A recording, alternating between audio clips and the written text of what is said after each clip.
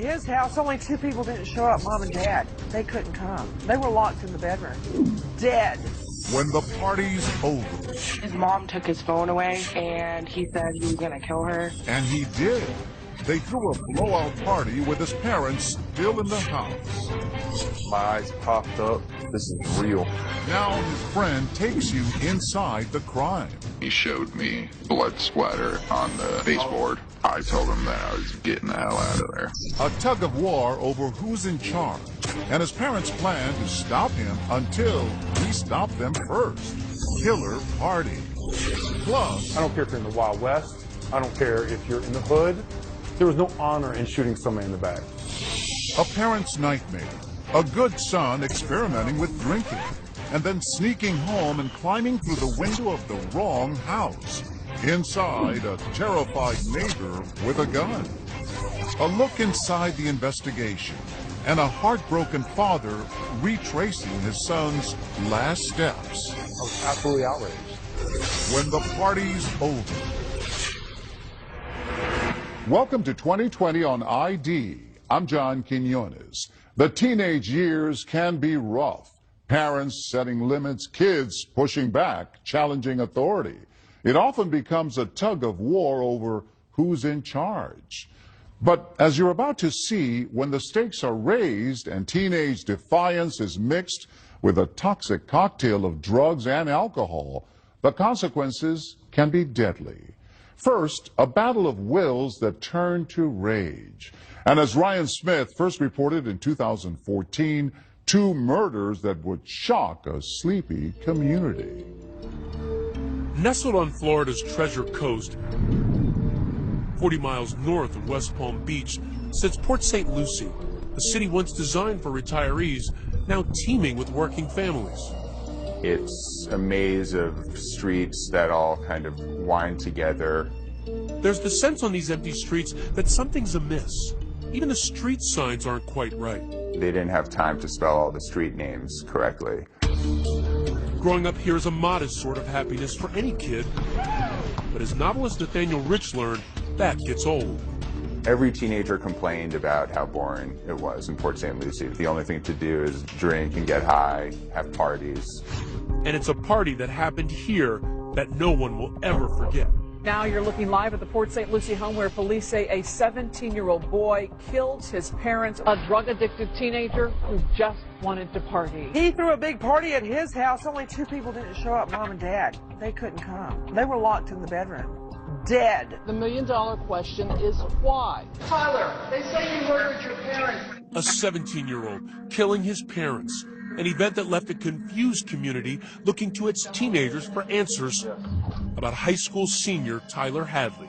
His parents were getting tired of him going out late and getting drunk. They got more strict. His mom took his phone away. He said he hated him. Something like teenagers say. It's definitely something that really upset him. Everybody has like sick jokes, so he just thought it was like a sick joke.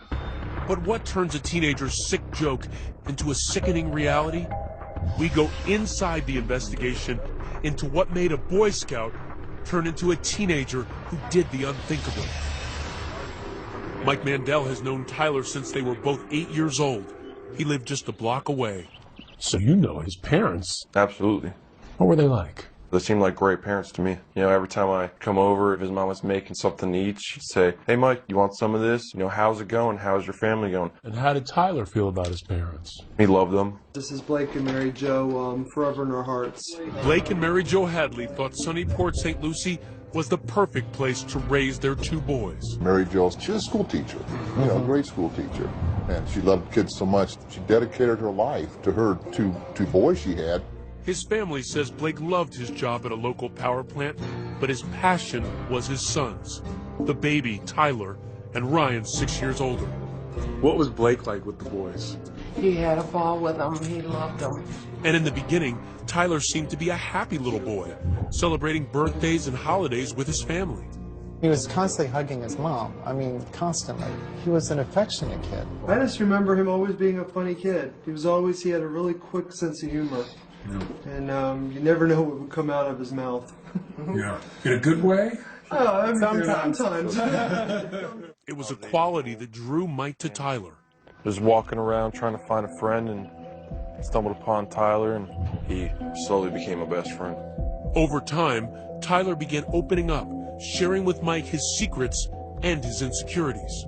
He a lot of times bashed himself and said he wasn't good enough. He just always thought someone was better than him. But what started as a kid's self-doubt turned into a teenager's anger. He started skipping school, hanging out with the wrong crowd, getting on drugs. You know, that's just things he was starting to do, was get in trouble. He was starting to steal. And they said, just hide your purse. They thought it was one of those teenage things. There were some neighbors who thought he was trouble. He once lit the forest preserve near his house on fire. And, you know, he siphoned gasoline from the nearest gas station once. Tyler's parents started cracking down. How did they discipline him? They really did everything possible as far as taking away the cell phone, bits and pieces of freedom that children really, cherish at that age. They didn't just abandon him and just let him run in the streets like he wanted to. They tried to rein him in.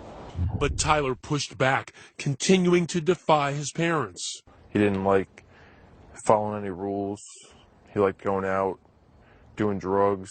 And then his parents caught on. And he was already comfortable living that way, and he didn't want anyone to change it. Nancy Grace has followed this case. They were beginning to discipline him more and more. And by that, I don't mean take him out to the woodshed and give him a spanking. They would take away privileges. Well, Hadley would have none of that. His frustration and anger mounted. By the time Tyler was 17, his parents were at their wits' end. They put him into an outpatient substance abuse program, but nothing changed. He came home drunk one night, and he crawled through his window when his parents woke up, and then they took away his phone and his car. He felt that she was over-disciplining him, and he said he wanted to kill her. Did it sound like he might actually do it? Absolutely not. And Tyler's parents were keeping a closer eye on him, taking him to a family reunion in Georgia just 1 week before life would change forever. We really enjoyed having him. He was very polite. I never saw Tyler lose his temper, ever. That's what is so bizarre. Posing for family pictures 1 minute, but plotting with his friends back home the next. Well, he was texting his friends and telling them we're going to have a party when I get home. So he was planning it while he was up there. And 3 days later, this ominous Facebook post. Party at my crib tonight. Maybe.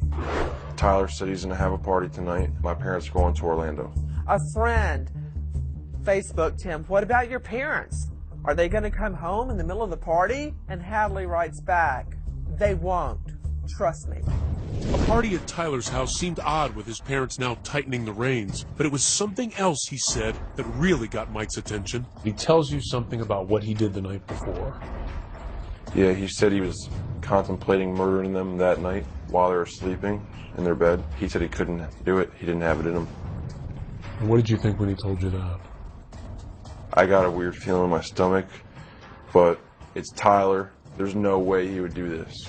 Then, a few hours later, a second Facebook post. Party at my house. Hit me up. This time, there was no maybe. Tyler Hadley's house party was set. He had been bragging about it for days. He was going to have the party come hell or high water. And nothing and nobody was going to get in his way. One of my friends had gone on Facebook and seen the post about the party. Everyone knew his parents were strict. And it really wasn't until the day of the party that people started to take him seriously. There was so little to do in Port St. Lucie that night that any teenager who heard about the party was going to check it out. Around 9:30 p.m., Tyler picks up Mike and some other friends, and they head back to his house. Jesse DeRay is in the car. When we were pulling up to Tyler's house, he said something real crazy is going to come out in the next week. I said, what do you mean? And he said, you'll find out. Did you see any other family vehicles there? Yeah, and I thought that was kind of strange that his mom's car was there too. I asked him where his parents were. He told me they were in Georgia. It was a free-for-all. Kids could smoke inside the house. They were drinking. Kids were bringing beer and pot and pills. What's it like inside? Young people drinking and sitting around talking. But the weird thing was, most people in there, Tyler didn't even know. I didn't know. They were strangers. You think he wanted to be known as having this huge party? Maybe. That's the only thing that makes sense. As the rowdy party rages on, a neighbor across the street makes a noise complaint. I woke up to, squealing tires and kids hanging out of the car, yelling. So I did call 911. Officers respond, but with no immediate cause for alarm, they leave the teens with a warning. When we come back, kids at the party are noticing there's something strange about this place, but only best friend Mike Mandel will discover how strange behind this door. My eyes popped up. This is real. He's claiming that he killed his parents. Stay with us.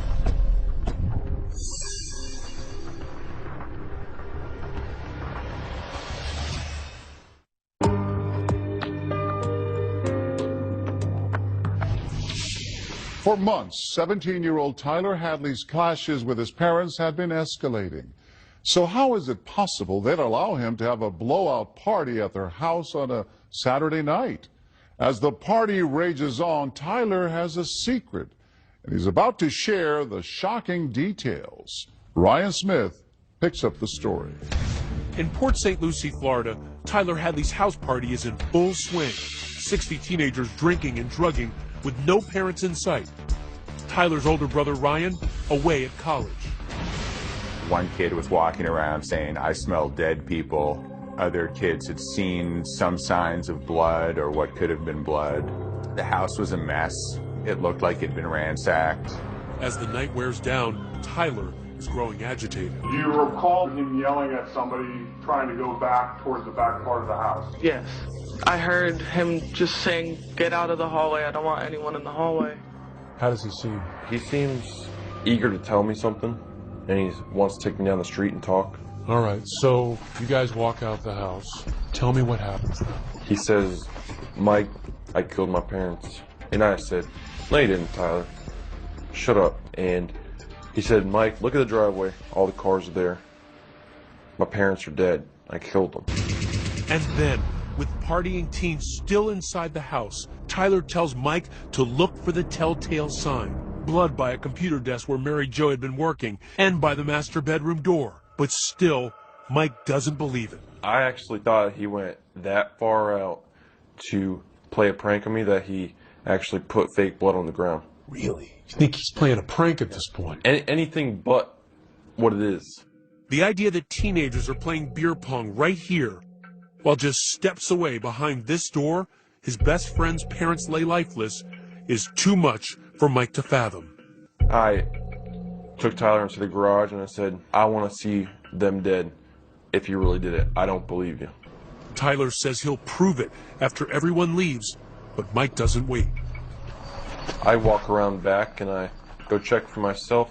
I come up to the door, the party's going on over here, and I turn the doorknob, push it, and it opened. I looked down and I seen his father's leg against the door. What was going through your mind when you saw his leg? My eyes popped up and I said, "He's telling the truth. He did it. This is real."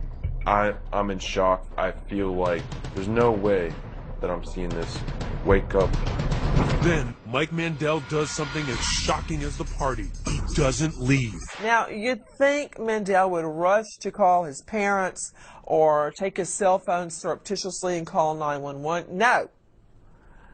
Mandel continued to party hardy for several hours. Why do you stay? It's a hard feeling to explain. I knew this guy for so long. Something wants you to stay here right now. You need to talk to Tyler and figure out as much stuff as you can. How long do you stay? A couple hours. How do you do that? Isn't it eating you up inside? It is eating me up inside. Even though you know he just killed 2 people, you don't see him as a killer. You still see him as a friend at that point? Yes. Why not try to get Tyler out of the house immediately or call the cops? Because he could be a danger to everybody in that house, including you. I was still in shock. Then, in a bizarre moment between best friends, they take this selfie. And I have to show you something here. Why did you take this picture? Because I knew it was going to be the last time I ever seen him. So this was to remember him? Yeah. A lot of people look at this picture and they say, Mike's callous. He doesn't care. What do you say to those people? Look at the picture. Am I smiling? Is Tyler smiling? He looks very worried to me, and he looks very scared. And how do you look in this picture? I look like that this is the worst day of my life. I knew I was going to call the cops on him when I took that picture. In shock and unable to keep it to himself, Mike tells another friend. And he showed me blood splatter on the baseboard. Baseboard? Near his parents' bedroom. What did you do? I basically told him that I was getting the hell out of there. I was like, I'm leaving, you can come with me. Mike is still reluctant to leave his best friend, but when he finally does, Tyler is quick to notice. Tyler calls me on my cell phone and he said, Mike, where'd you go? You know, the party's still happening. I said, Tyler, I'm tired, it's 4 in the morning, I'm going to sleep. And he said, okay man, well, I'm having a party tomorrow, are you gonna come? And I said, yeah, I'll be there. This is a party Tyler never wants to end. And at 4:40 a.m., he posts on Facebook, "Party at my house, again, hit me up." But Mike Mandel won't be there. And immediately after I hang up the phone, I call Crime Stoppers. We got a call from our call center, and he's claiming he killed his parents. I'm sorry, he did what to his parents? He's claiming that he killed his parents. What were you thinking as you're making that call? You know that what you're telling Crime Stoppers could send him to jail for the rest of his life. It wasn't a good feeling, but, you know, even though I was in shock and I didn't believe it, you know, I still knew that I had to do the right thing. And if I didn't call, I would live with that for the rest of my life. And the friend Mike told calls police too. He did something to his parents. Did he hurt them? Are they still alive? My understanding of it was that he killed them. Like, the bodies are supposed to be at his house. I don't think it's a joke. The kids I spoke to who were at the party were shocked that they had been at a murder scene, but they also thought it was pretty cool that they'd been at this famous party. There had been a homicide. A 17-year-old young man had killed his parents with a hammer. What was your first thought? First thought is, no. 17-year-olds don't kill their parents with hammers. When Detective Kristen Meyer arrives on the scene in the wee hours of the morning, remnants of the party are still apparent. We find beer bottles everywhere. They're all over the front yard. You come up, here's the door. The officers knock on the door. Knock on the door. Lights go out. So one officer gets cover and starts calling for backup. And this officer here, the door opens. And there stands Tyler.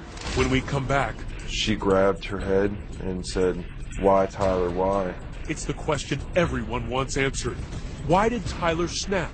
Was it a threat, a final ultimatum from his parents that pushed Tyler too far? That's your motive for the murder. Stay with us.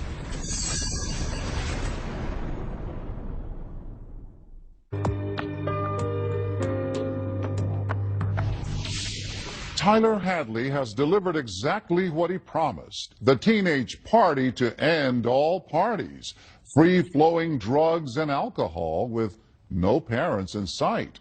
But when morning breaks and the partiers have all gone home, Tyler is left with the chaos of empty beer bottles and the knowledge of something far worse hidden in the home he shared with his parents.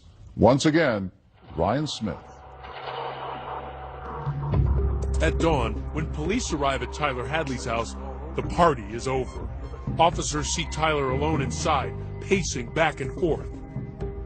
And they creep up to this window because they can peek in.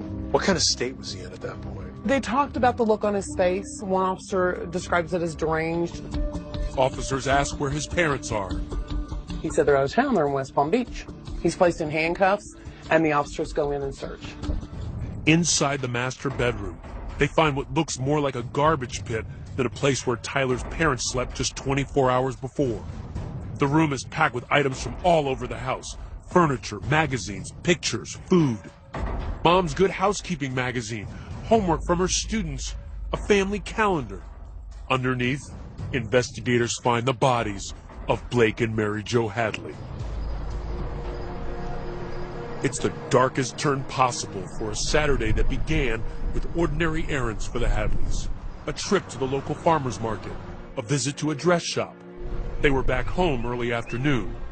His father taking a nap, his mother at the computer. Tyler told his best friend Michael Mandel that to psych himself up, he listened to the Lil Boozy song Feel Lucky. Got it on your mind, won't you feel lucky? Then he grabbed a hammer. He said he stood behind his mother for 5 minutes while she was on the computer trying to figure out whether or not he should hit her or not, and then at some point he hit her.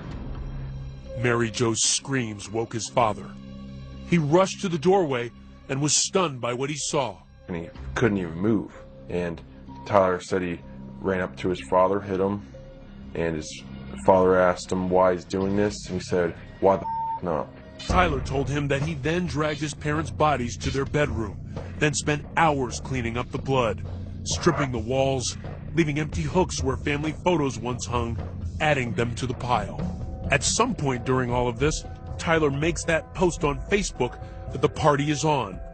He uses his parents' ATM card to withdraw $400 in cash and buys beer for the party. At the party, he's having a great time. He's playing round after round after round of beer pong. He's laughing, he's joking, he's planning a party for the next night. What occurred that day was what can only be described as one of the most heinous, cold-blooded, and calculated murders I've seen in 23 years as a prosecutor. The prosecutor assigned to the case, Tom Bakadal, tries to make sense of the grisly murders. This is not your kid from the wrong side of the tracks. This is not your kid who was raised in an abusive, violent family, and these parents gave him everything. Investigators find evidence that points to premeditation. For months, Tyler repeatedly talked about killing his parents to his friends. His mom took his phone away, and he said he was going to kill her. He said something about, oh, I'm going to kill my parents. I just specifically remember him saying, I'm going to kill my parents. He just said it with a smile, so that's why no one took it too serious.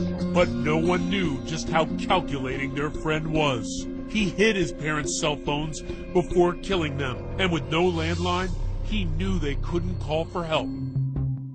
Less than a month before he was to face trial, Tyler pleaded no contest, leaving a controversial question: his punishment. He could be protected by a 2012 Supreme Court decision, which ruled that for juveniles, a mandatory sentence of life without parole is unconstitutional. But prosecutors argue that with a crime so heinous, Tyler should never see the light of day. He has sentenced the whole family to life. But Tyler's defense team argues that Tyler was mentally ill. The major depressive disorder. He had issues with anxiety and depression. He was suicidal. And low self-esteem. He was drinking heavily and abusing drugs. It was not one thing alone. It was the deadly combination of them all. But the counter to this would be a lot of people have disorders, take drugs, some even take illegal drugs, his choice, yet they don't kill their parents.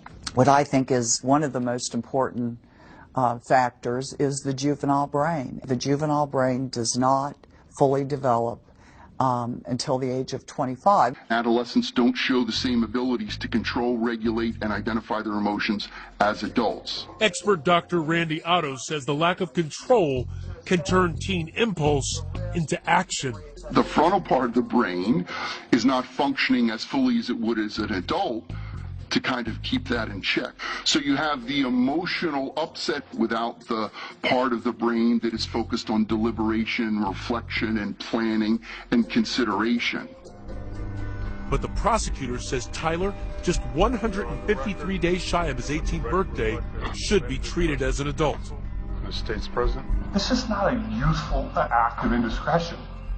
As for the motive, could it really just be the party? The prosecutor poured through messages Tyler exchanged with his friends for clues. In them, Tyler complains about the outpatient rehab program he's in, writing, "I seriously hate that for real."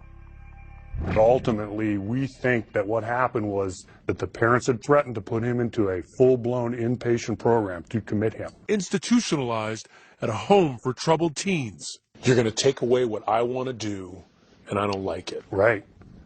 That's your motive for the murder. The decision over Tyler's fate has ripped the family in two. Mary Jo's mother, Tyler's grandmother, hoping for parole. I just want Tyler not to spend the rest of his life in jail because I know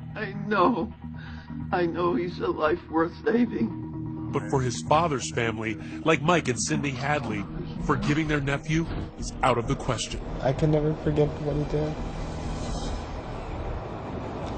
Maybe someday. I can't say never. I don't know. Do you think he understands what he's done to your family? I really don't know at this point. This is a cold-blooded murderer that we're talking about here. Yeah, he's my nephew, and I love him. All right? There's only one sentence. It's life in prison. You don't think there's any way he could rehabilitate himself and be a productive member of society? Do you want him living with you if he got out?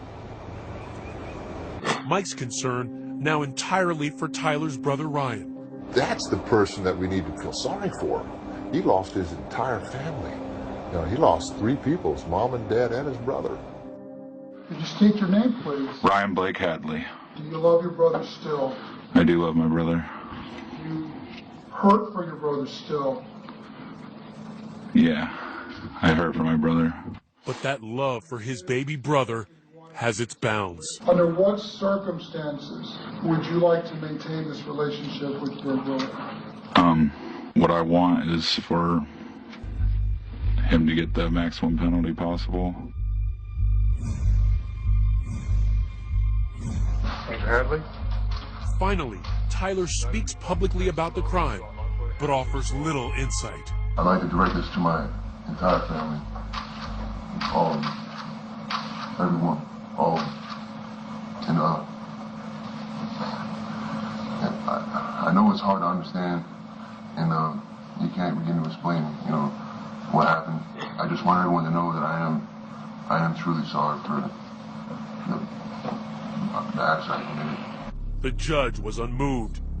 It is hereby the judgment and sentence of the court. The defendant be sentenced to life without the possibility of parole. No one wants to see a youth behind bars, but in this case, he murdered both of his parents. A colder heart I've never seen. If you were here today, if you could speak to him directly right now, what would you say to him? Well, of course I'd ask the question, why? I might ask him, you miss your mom and dad? Didn't they mean anything to you? Was it worth it? Are you happy now? I hope that party was worth it.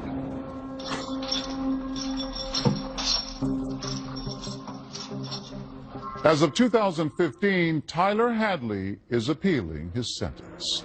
Coming up, a good kid grounded and sneaking out to party. But when he comes home drunk, the consequences are deadly. The alarm went off, and then I saw the light come on. Caleb then turned around and simply said, "You just shot me." When we come back.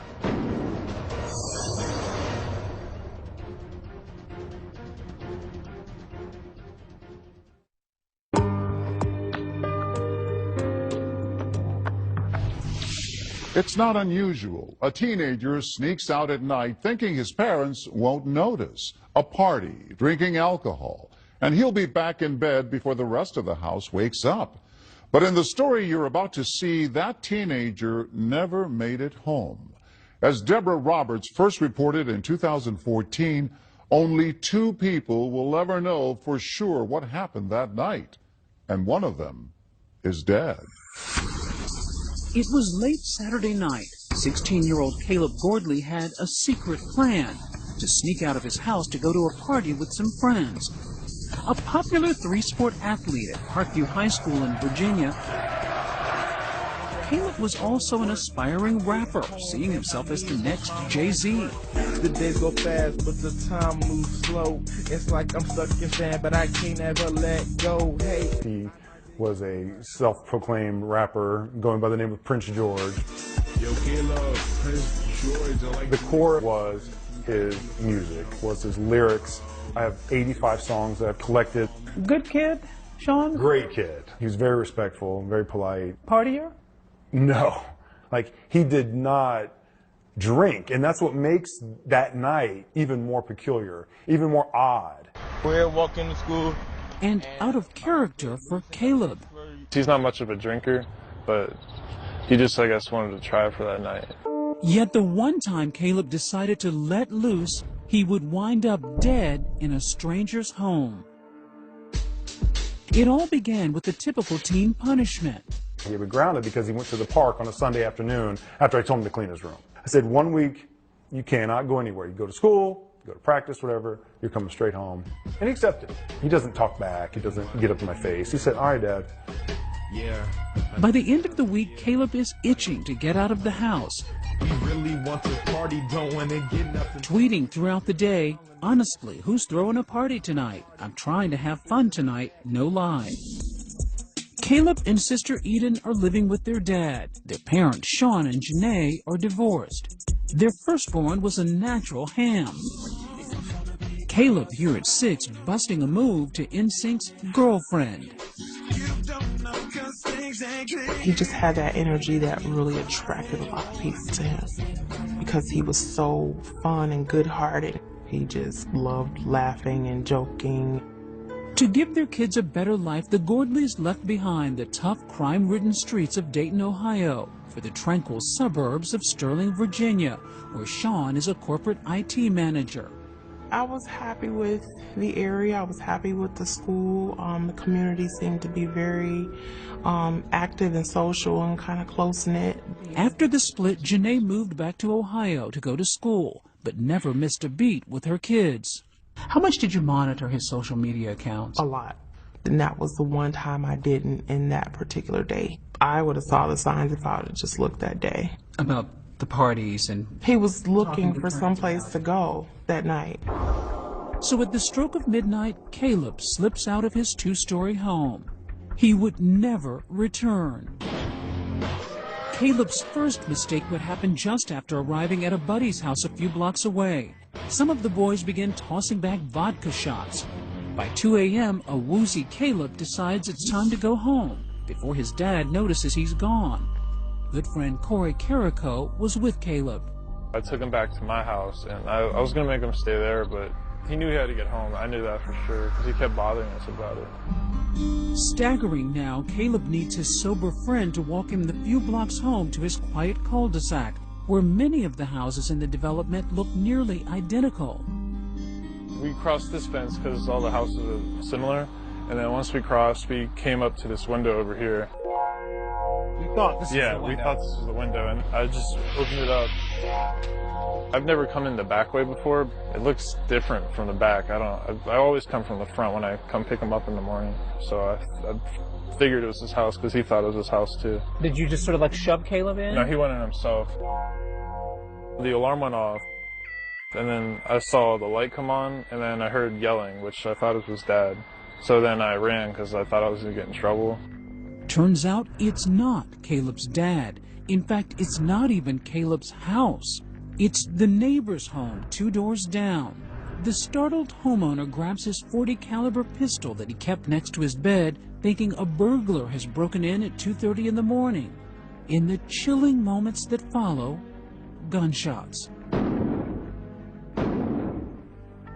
How many times was Caleb actually physically shot? Once. Once. Out of 4 shots, he was hit once. A developing story now out of Sterling. Loudoun County Sheriff's deputies responded to a burglary with shots fired on... The next morning, news of a shooting quickly spreads through the neighborhood. At Caleb's home, there's panic. His sister Eden realizes her brother isn't in his bed. My friend's mother called her and told her that someone 2 doors away from us had gotten shot. She said somebody was trying to break in. I told my dad, and he was like, I woke up this morning, Caleb's not home. I don't know where he is. I ran over to the neighbor's house, knocked on the door, and didn't find out any information. I ran back in the house, called 911. What's going through your mind at this moment? I know my son's dead. I know he's dead. Corey dropped Caleb off at my house at 2:30 in the morning, and there was a shooting in my neighborhood at 2:30, and I can't find my son. I knew it instantly. His 16-year-old son shot dead. I could barely talk. And I was so lost, and I couldn't fathom surviving this. I didn't know. I was like, well, there's no going be honest. Eden and Sean break the unbearable news to Janae in Ohio. Overcome with grief, she heads to Virginia. I wept in the airport. I wept on a plane in front of strangers, and it didn't even matter. You lost your son. Did you understand at all what had happened? I did. I understood that, he made a mistake. And it cost him his life. Yeah. My handsome man. A life even Caleb realized was fragile. This is the new microphone, and trust me, I have like 6 songs that I'm going to be putting out today. And one of those songs he wrote just months before dying is oddly prophetic. 1, 2, 3, your life can be done like that. Called Reckless, with the sound of gunshots in the background, Caleb rapped, your life can be done like that. His own life cut heartbreakingly short in what seemed a classic case of self-defense. Somebody breaking into your house, you don't know. This person's going up the stairs, going towards where the homeowner's family was. I guess he fell in fear for their lives. I mean, I put it on me at first. I thought it was all my fault because I took him to the wrong house. But you realized it was a tragic mistake. Yeah. Both Sean and Janae believed it was an awful accident until they got the police report.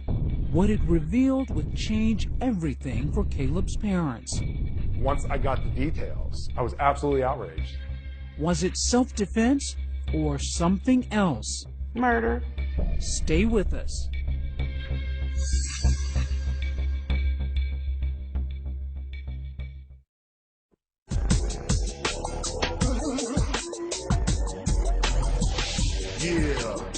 After a night of drinking, 16-year-old Caleb Gordley mistakenly entered the wrong house and was shot dead by his neighbor just 2 doors down.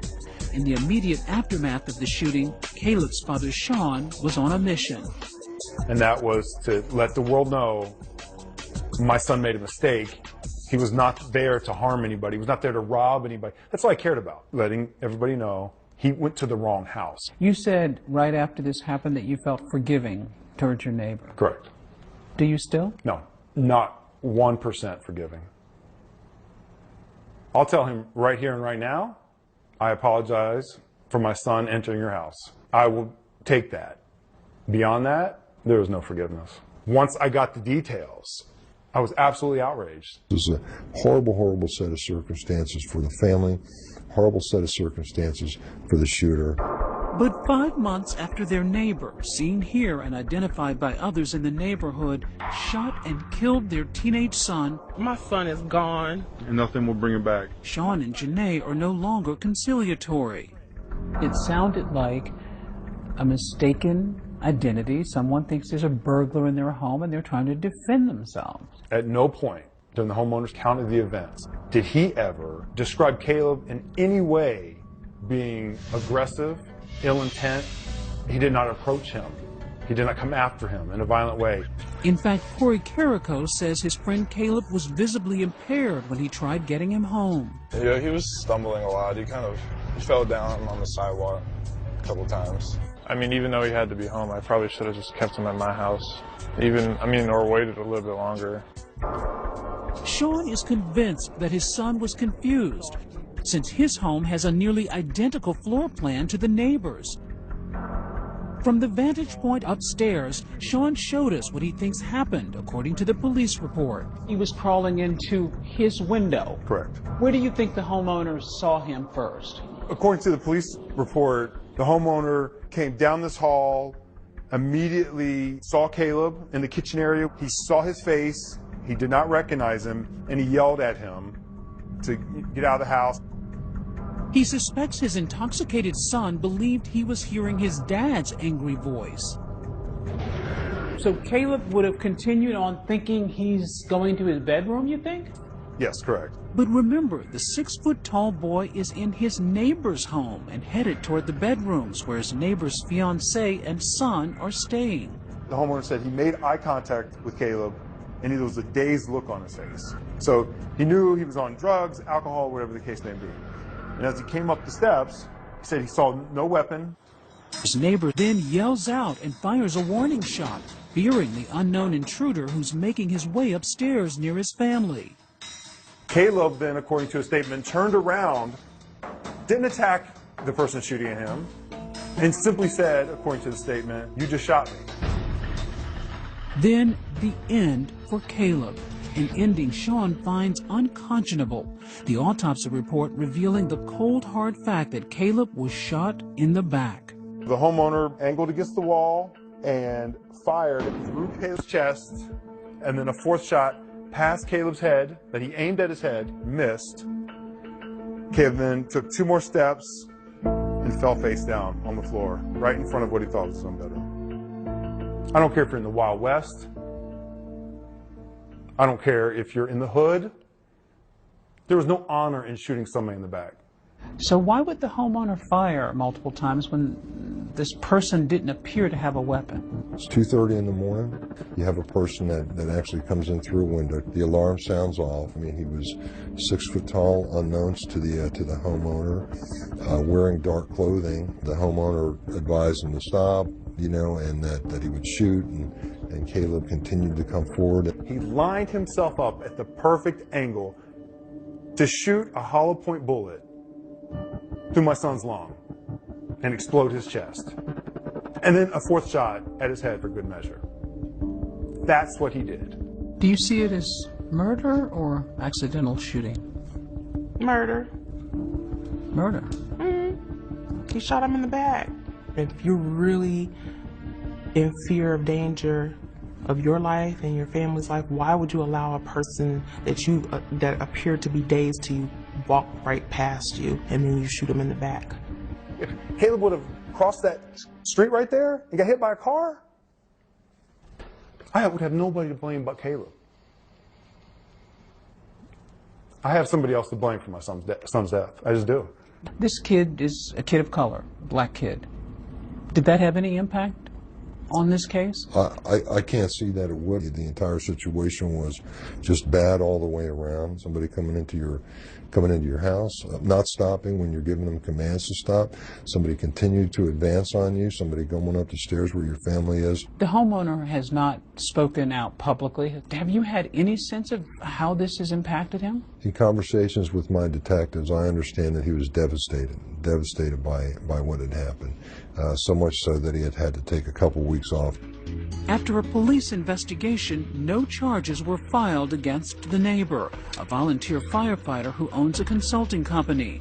Through his attorney, he declined our request for an interview, saying the incident was an unfortunate tragedy on every level, but as we are not confident that participating in your program would contribute to the healing process, we are unwilling to so participate. 10 months after their son's death, Sean and Janae Gordley still can't understand how a teenage mistake can end so tragically. The man who took their son's life did reach out to the Gordleys through his attorney, saying he was sad about what happened, but Sean threw out the note, offended by its formal tone. Do I hate him? No. Do I want him put away? No, I don't think that's going to solve anything. Do you want to hear from him personally? I would love to.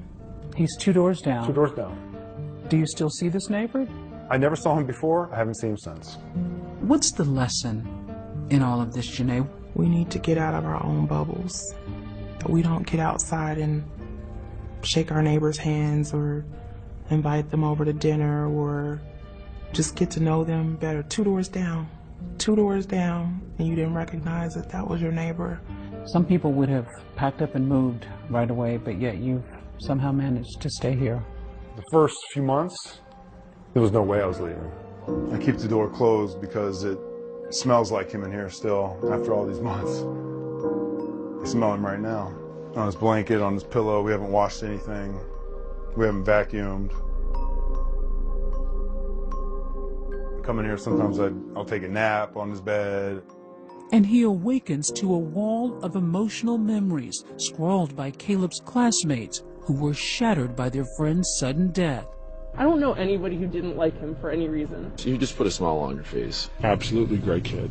This was his 16th birthday, so this is his last birthday. His son would be 17 now, a high school senior making college plans with his friend Corey. He's such a great friend. It's a shame if you never knew him. He was such a funny person. I truly believe that my son was a gift. Yeah, we got 16 and a half.